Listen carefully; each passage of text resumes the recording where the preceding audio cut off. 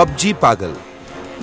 बाबा PUBG के पीछे बड़ा पागल था। हर वक्त सिर्फ पबजी ही खेलता रहता था। खाते वक्त, चलते वक्त, बाथरूम पे बैठ के, चाय पीते हुए, खाना खाते हुए, टीवी देखते हुए वो सिर्फ पबजी ही खेलता था। एक दिन वो कार चलाते चलाते पबजी खेल रहा था। हाँ, मरा, मर मर मर, ये मरा, ये भी मरा, हाँ हाँ ये भी मरा। अरे ये 1 बज गया, इसको मारूंगा ना तो 20 हो जाएंगे। आजा आजा, आज तुझे मार ही डालूंगा, आजा। यस, इतने में उसका गाड़ी का एक्सीडेंट हुआ और वहीं पर उसका निधन हुआ। इसके बाद उसका आत्मा नरक आ पहुंचा। नरक में उसके 4 दोस्त मिल गए, रवि, हिमांशु, फिरोज और अशोक। अरे तुम लोग इतने दिल से कहां गायब थे? कोई भी ऑनलाइन में नहीं दिखा, तो मैंने सोचा आज तुम लोग को फोन कर लूंगा।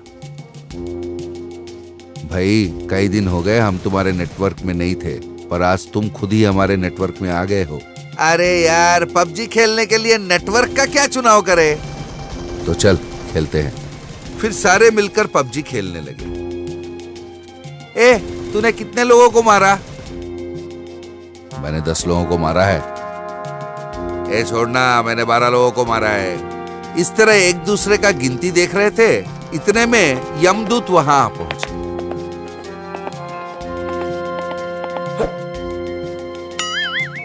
ए, देख यमदूत आ रहे हैं, कहकर उसने फोन अपने पीछे की तरफ छुपा ली। अरे वो सारे भी हमारे ही टीम के हैं। अरे क्या, ये यमदूत भी पबजी खेलते हैं क्या? क्या बोल रहा है यार, यहाँ जितने भी लोग हैं सारे खेलते हैं। तू खेलता जा मुन्ना, खेलता जा। वो सब मिलकर पबजी खेलने लगे। इतने में यम धर्मराज खुद वहां पहुंचे। आइए आइए यम धर्मराज जी, चलिए सब मिलके पबजी खेलते हैं। ऐसा कहते हुए वो जाकर यम धर्मराज के कंधे पे अपना हाथ रख दिया। ए पापी, तेरी इतनी हिम्मत, मुझसे मेरे ही साथ तू मस्खरा करेगा? यमदूतो, इसे और इसके सारे दोस्तों को ले जाओ और उबलती हुई तेल में इन्हें भुनो।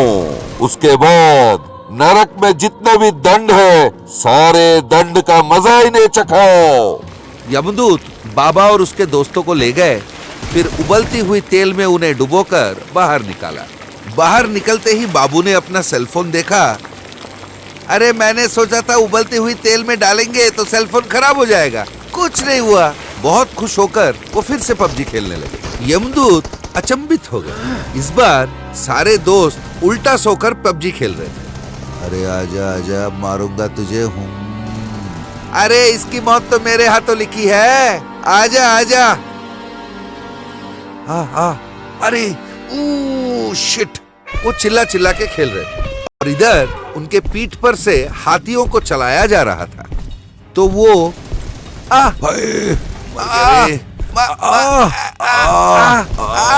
इस तरह चिल्लाने लगे। उन्हें देखकर यमदूतों को फिर से धक्का लगा। इसके बाद उन्हें ले जाकर भालों से कुरेदने लगे।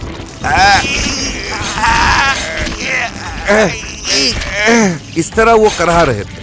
इसके बाद एक के बाद एक नरक में जितने भी दंड थे उन पे आजमाया गया, पर उन्हें कोई फर्क नहीं पड़ा। इन सब के बीच वो पबजी खेलते ही रहे। उनको देख के यमदूतों का होश उड़ गया और वो सीधे यम धर्मराज के पास जा पहुंचे। यम धर्मराज, क्या हुआ? क्यों चिल्ला रहे हो? प्रभु, उन पापियों को सारे दंड दे दिए, फिर भी उनको कोई फर्क नहीं पड़ा। कम से कम उनको दर्द तक महसूस नहीं हुआ। ये सुन के धर्मराज के होश उड़ गए। नरक के बाकी पापियों को भी वो भ्रष्ट कर रहे हैं प्रभु। सिर्फ पापियों को ही नहीं प्रभु, वो तो हम यमदूतों का भी भ्रष्ट कर रहे हैं। कुछ यमदूत तो सब कुछ छोड़ के पबजी खेलना शुरू भी कर दिए हैं। वो पापी यहाँ रहेंगे तो सब कुछ नष्ट हो जाएगा, सारे यमदूत भ्रष्ट हो जाएंगे। उन्हें और एक भी क्षण नरक में रखना जोखिम की बात है। यमदूतों, उन्हें अभी इसी वक्त उनकी अपनी दुनिया में वापस भेज दो। साथ साथ नरक के गेट के बाहर बोर्ड टांग दो कि पबजी खेलने वाले को यहाँ जगह नहीं मिलेगा। इसके बाद यम धर्मराज के आदेश अनुसार उन लोगों को नरक से भी निकाल दिया गया और नरक के बाहर एक बोर्ड टांग दिया गया कि पबजी खेलने वाले को यहाँ स्थान नहीं मिलेगा। एक किसान और एक भूत। चंदू नाम का एक किसान रहता था। वो बड़ा भला आदमी था, बड़ा भोला भी था। एक दिन वो सब्जियां बेच रहा था। सब्जी ले लो सब्जी, टमाटर ले लो, बैगन ले लो, मूली ले लो, आलू ले लो। अरे ओ सब्जी वाले, इधर आओ। हाँ हाँ आ रहा हूँ बाबू। अच्छा बताओ, भिंडी कैसे दे रहे हो? ये पूछते पूछते वो एक एक भिंडी को तोड़ने लगा और नीचे गिराने लगा। भिंडी 70 रुपए का बाबू। अरे बाप रे, 70 रुपए? अच्छा तुरई कितने में दे रहे हो? ये कहते हुए वो तुरई भी तोड़ के नीचे गिराने लगा। बाबू तुरई तो 100 रुपए का है।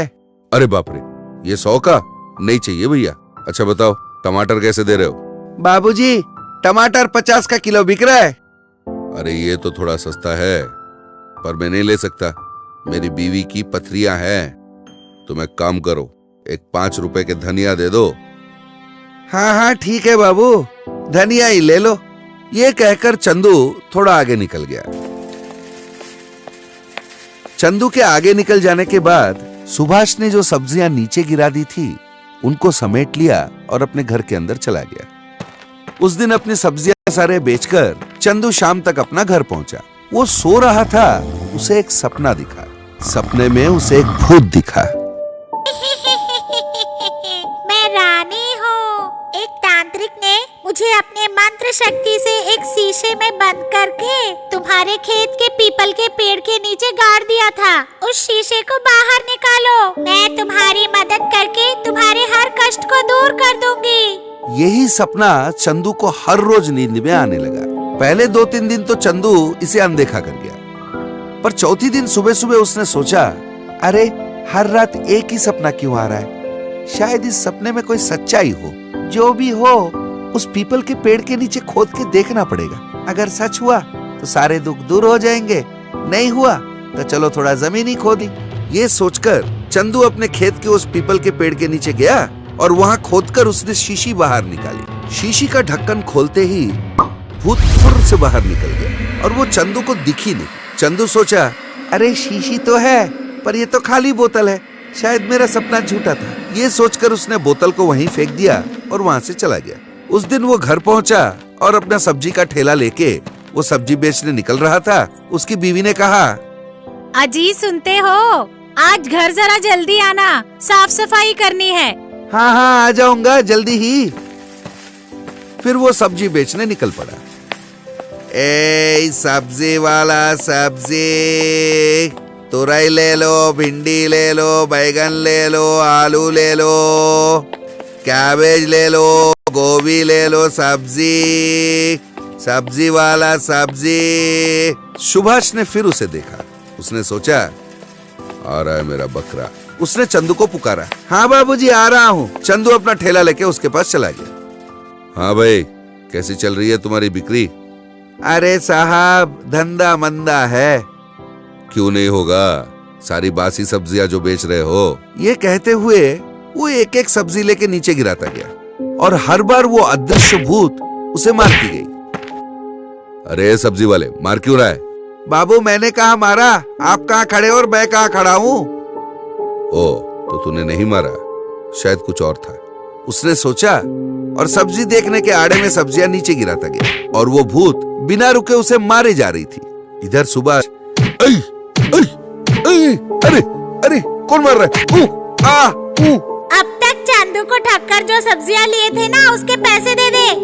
चौंक कर सुभाष इधर उधर देखने लगा, पर उसे कोई दिखा नहीं। मैंने दूंगा। नहीं देगा। और वो मारे जा रही थी। अरे बाप रे, ओ आ ऊ आ, देगा, दे देता हूँ, मुझे छोड़, दे देता हूँ। अच्छा चंदू, इसके पहले कई बार मैंने अच्छी सब्जियों को बासी बताकर उन्हें नीचे गिराकर तुम्हारे जाने के बाद उन्हें समेट लेता था। मुझे माफ कर दो, ये लो तुम्हारे पैसे। ये कहकर उसने चंदू को पैसे दे दिए, पर बेचारा चंदू को समझ में नहीं आ रहा था कि हो क्या रहा है। उसने पैसे लिए और उल्टे पांव